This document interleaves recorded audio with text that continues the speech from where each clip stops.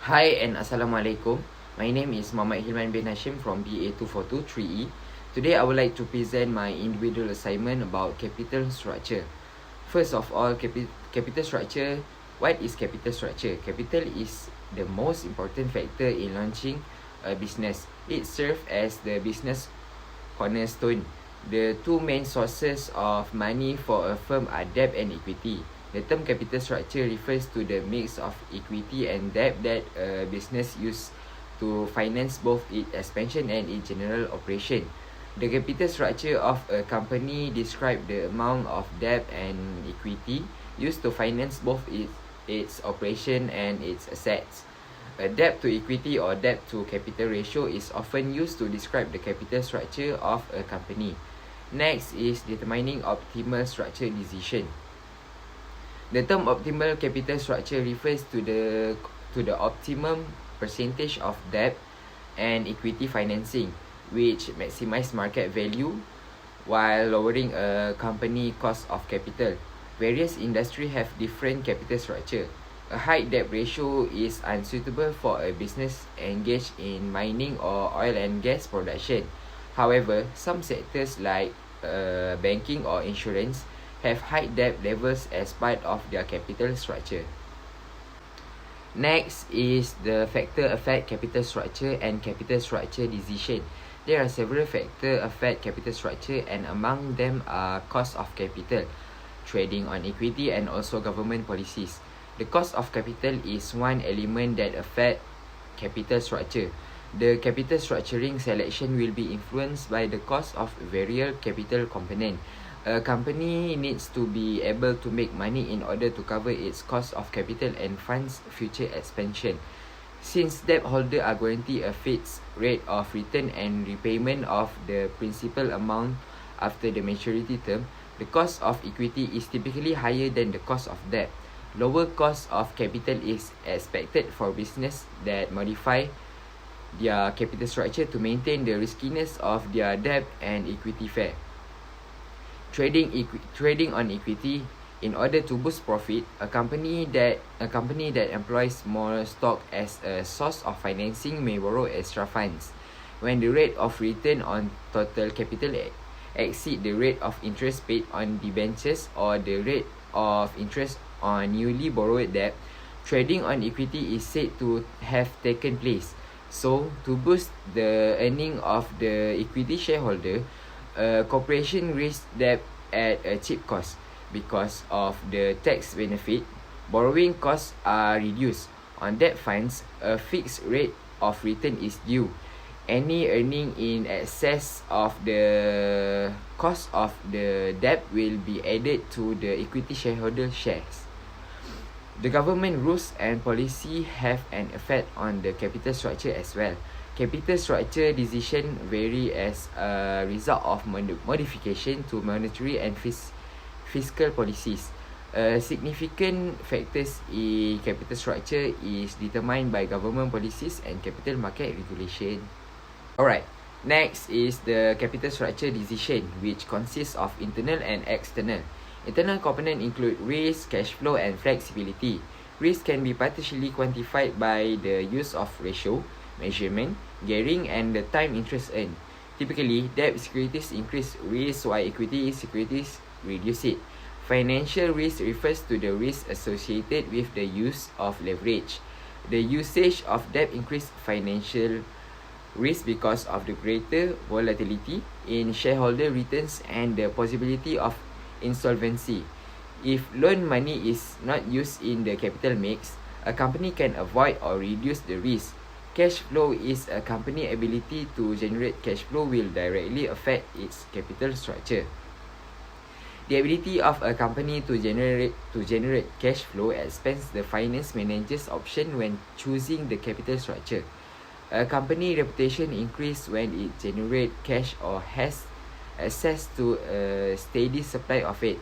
Flexibility is the ability of a firm to adapt its capital structure to the demands of changing condition in referred to a flexibility.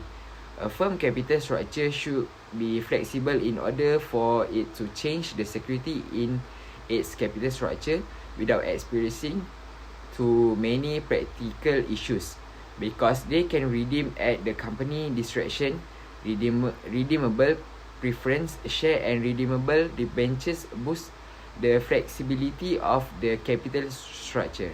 For external, it is the size of the company and also the nature of the industry. Size of the company is the amount of financing needed in insufficient for a small business. A considerable amount of capital is needed if a company business is large. A company only includes a modest number of security in its capital structure if it intends to raise a lesser amount of capital. If it's needed extra capital, a variety of security will be chosen to generate money with more capital structure flexibility.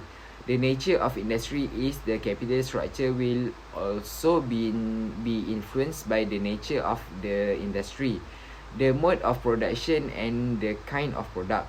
Preferences, share or debentures can be used to raise money for public utility firms that has special support and identification from a state and central government.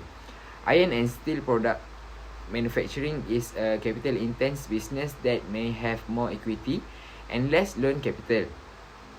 Less asset structured trading companies must rely primarily on equity or preference capital to fund their operation. Besides, financial distress and also the integration of tax, effect and financial cost distress.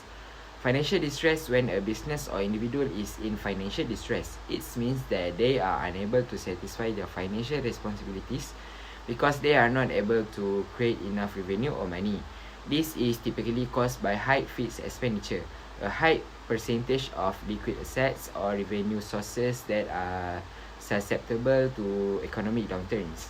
Individual may experience financial distress due to bad spending habits, expensive debt loads, lawsuit, or jobless. The integration of tax, effect, and financial cost distress is a tax consideration which have a significant impact on financial structure.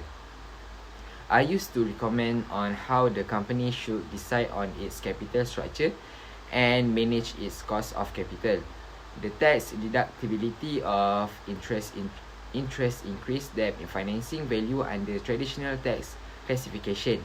As the cost of capital decrease, the share of debt in the capital structure increase.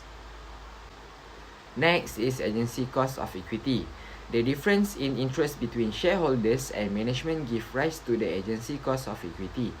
The shareholder will be responsible for paying these expenses as long as the management interests conflict with those of the shareholders.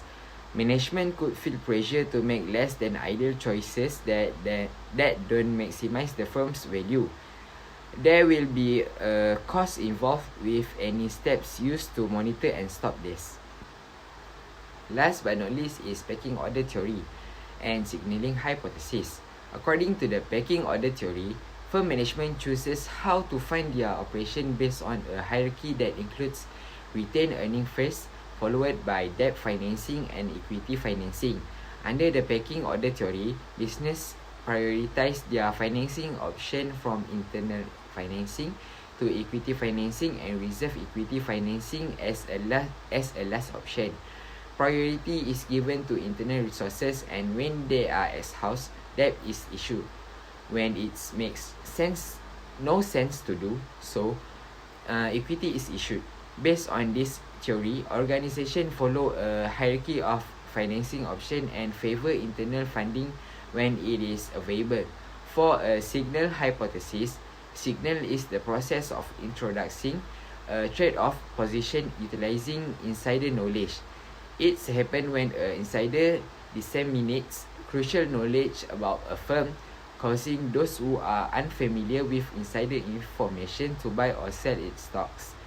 Insiders' actions are viewed as market signal by outsider.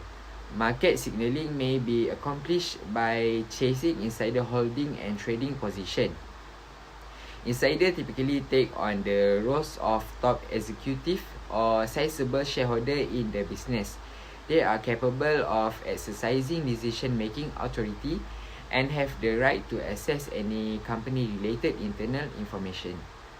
That's all from me. Thank you.